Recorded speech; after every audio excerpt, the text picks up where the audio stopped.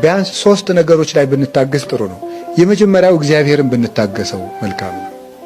እግዚአብሔርን ብንታገሰው ማለት ያልመለሰልንን ጥያቄዎች እስኪመልስልን ድረስ አለማጉረምረም ማለት መጠበቅ፣ አንተ በጊዜው ሁሉንም ታደርጋለህ ማለት። ሁለተኛ ለራሳችን ራሱ ትዕግስት ሊኖረን ይገባል። የእውነቴን ነው የምነግራችሁ። በአንድ ጊዜ ዛሬ መሰበክ ጀምረን የዛሬ ወር ጻድቅ መሆን መፈለግ ተገቢ አይደለም። እንችላለን? አንችልም። መታገስ ይገባል። አይዞህ ትደርሳለህ፣ በእግዚአብሔር ኃይል ትደርሳለህ እያሉ ራስን ማበርታት ያስፈልጋል። አሁን ካልተለወጥኩ አለ ማለት ነው።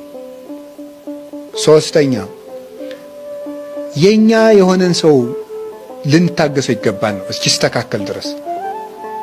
ከጸለይንለት የማይስተካከል ሰው የለም። ህሊናውም ይመለሳል።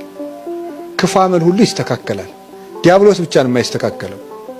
ስለዚህ መታገስ ማለት ነገሮች እስኪፈጸሙ ጊዜያቸውን መጠበቅ። ሰው ደግሞ እንደ ትናንትናው እንደተበላሽ አይኖርም። ነገ ይቆረቆረናል። ለሁሉም ነገር ትዕግስት ይኖረን። አተን ወንድማችን እህታችንን አተን ከምናጨበጭብ ብንቆይ ምናል። እግዚአብሔር ቆይቶና የለም እንደኛ ስንት ዓመት ነው እየተተነኮልን እግዚአብሔር እስከዛሬ የቆየን። ይሄ ልጅ ነገ ይመለሳል፣ ልጅ ነገ ትመለሳለች እያለ አልቆየንም። እግዚአብሔር ቆይቶናል። እኛስ ወንድሞቻችን ብንቆያቸው ምናል። መቆየት ጥሩ ነው።